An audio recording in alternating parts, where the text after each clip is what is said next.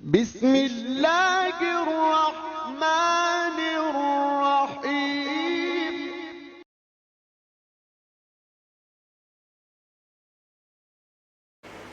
بسم اللہ الرحمن الرحیم، نحمدہ ونصلی علی رسولہ الکریم، اما بعد۔ عن عثمان بن عفان رضی اللہ عنہ ان رسول اللہ صلی اللہ علیہ وسلم قال خیرکم من تعلم القرآن وعلمہ او کما قال علیہ الصلاۃ والسلام۔ حضرت عثمان بن عفان رضی اللہ تعالی عنہ سے روایت ہے کہ رسول اللہ صلی اللہ علیہ وسلم نے فرمایا کہ تم میں بہتر وہ ہے جس نے قرآن سیکھا اور اس کو دوسروں کو سکھایا۔ دوستو، آج کل ہم میں ہر شخص کی جو ہے وہ یہ کوشش ہے کہ ہم بہتر سے بہتر انسان بنیں، ہم میں سے ہر شخص جو ہے وہ پرفیکٹ ایک انسان بن جائے۔ تو اس حدیث مبارکہ میں آپ صلی اللہ علیہ وآلہ وسلم نے ہمیں یہ بتا دیا کہ ہم بہتر انسان کیسے بن سکتے ہیں، یعنی قرآن مجید کو سیکھ کر اور اس کو دوسروں کو سکھا کر ہم بہترین انسان جو ہے وہ بن سکتے ہیں۔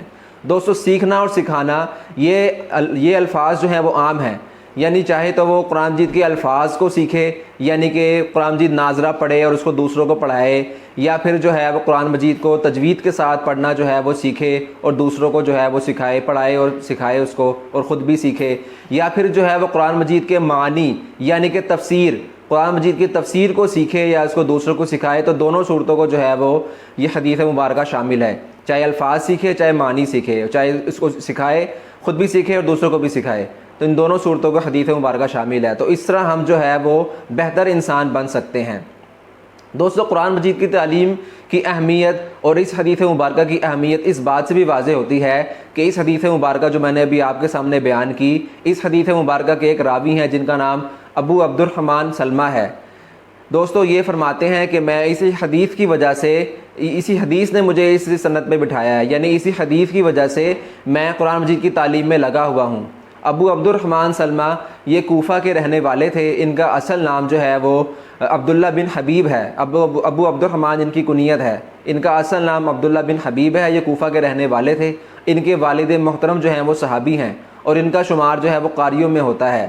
انہوں نے قرآن مجید کی تعلیم کا کام جو ہے وہ حضرت عثمان رضی اللہ تعالی عنہ کے زمانے سے لے کر حجاج بن یوسف کے زمانے تک انہوں نے قرآن مجید کی تعلیم کا کام کیا ہے۔ تقریباً 72 سال انہوں نے قرآن مجید کی تعلیم کا کام کیا ہے۔ تو اس بات سے بھی قرآن مجید کی تعلیم کی اہمیت اور اس حدیث مبارکہ کی اہمیت جو ہے وہ واضح ہوتی ہے۔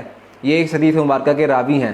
تو دوستو، ہمیں بھی چاہیے کہ ہم قرآن مجید کو سیکھیں، اپنے بچوں کو بھی سکھائیں، خود بھی سیکھیں اور دوسروں کو بھی سکھائیں، اس کے الفاظ بھی سیکھیں۔ اگر ہم نے ناظرہ نہیں پڑھا ہوا تو ناظرہ پڑھیں، ناظرہ پڑھا ہے تو تجوید کے ساتھ جو ہے وہ ہم قرآن مجید کو جو ہے وہ پڑھنا سیکھیں اور دوسروں کو بھی سکھائیں، اپنے بچوں کو بھی سکھائیں، اپنے والدین کو بھی سکھائیں، اگر انہوں نے نہیں پڑھا ہوا تو ان کو بھی سکھائیں۔ دوستو، اللہ تعالیٰ ہمیں قرآن مجید کو پڑھنے کی، سمجھنے کی، اس پر عمل کرنے کی اور اس کو دوسروں تک پہنچانے کی اللہ تعالیٰ ہمیں توفیق نصیب فرمائے۔ وما علینا الا البلاغ المبین۔